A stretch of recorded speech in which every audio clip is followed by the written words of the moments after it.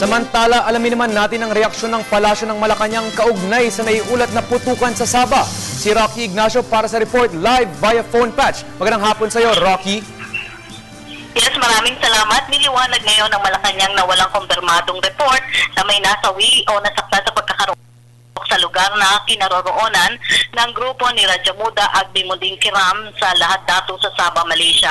Ayon kay Deputy Presidential Spokesperson Abigail Valte, batay sa confirmed information na hawak ng Malacanang, nagkaroon lamang na maliit na augmentation at warning shot sa naturang lugar. Dahil dito pinag-utos na rin ni Pangulo Aquino na sikaping magpalabas sa mga konkretong impormasyon kaugnay ng insidente. Patuloy din anyang imomonitor ng pamahalaan ng mga kaganapan sa Sabah. Narito ang naging pahayag ni Yusek Abigail Valte. Ang naging unang reaksyon po ng Pangulo ay siguraduhin po yung mga report na lumalabas. Kaya kung inyo pong mapapansin, nung mga maaga-aga pa ho, nung kayo po ay nagtatanong na sa amin, ang sagot po namin ay kailangan ho nating i-validate yung mga report na ito dahil sa katotohanan ho, marami hong conflicting reports na lumalabas. So yun ho yung una naming ginagawa. So sa ngayon po, ang ating impormasyon at ang ating na-verifika ay meron po doon sa mga grupo na nasa Sabah na nagtangkahong lumabas doon sa area at makalapit ho doon sa security forces ng Malaysia. Ang nangyari, ang gusto po nating klaruhin ay wala hong naging gunfight or naging firefight.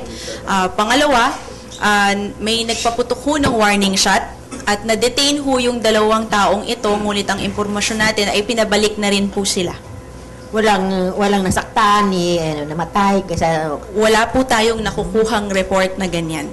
kasi yung naririnig natin parang nagkaroon ng engkwentro Wala pong naging ang report po sa amin ay wala hong casualty, wala hong engkwentro. Nagsubok daw po yung dalawang tauhan nung mga kiram na lumabas po doon sa cordon de area at nagpaputok po ng warning shot. Na-detain po sila ng panandalian at pinabalik na rin po doon sa kanilang grupo.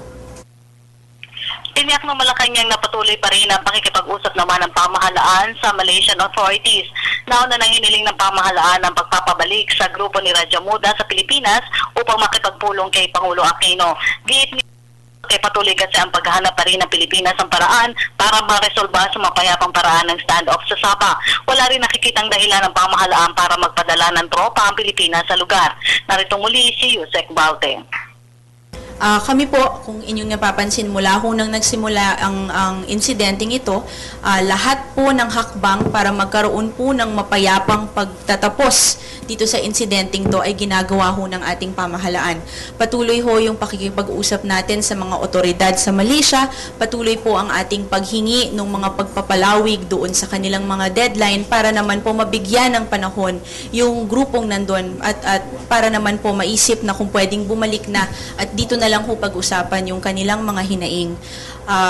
Kami po nagiging maingat dahil sensitibo nga po yung sitwasyon at gusto po natin na bago po tayo magbigay ng pahayag ay sigurado po tayo doon sa mga impormasyon at ito'y na-validate at nabeberipika na po natin. Wala ba? Samantala, tiniyak na rin ang Malacanang na hindi naman ng insidente para isuko ng Pilipinas ang claim sa Sabah. Muli si Yusek Valte. Inaabandona. Ang mas maganda lang po dito ay maging mahinahon at nasa ilalim po ng tamang pamamaraan yung ating pag-uusap tungkol po dito. So linawin po natin, hindi po natin inaabandona yung atin pong claim. Ay, dyan po ating pag-uulat mula sa Malacanang. Ako po si Rocky Ignacio.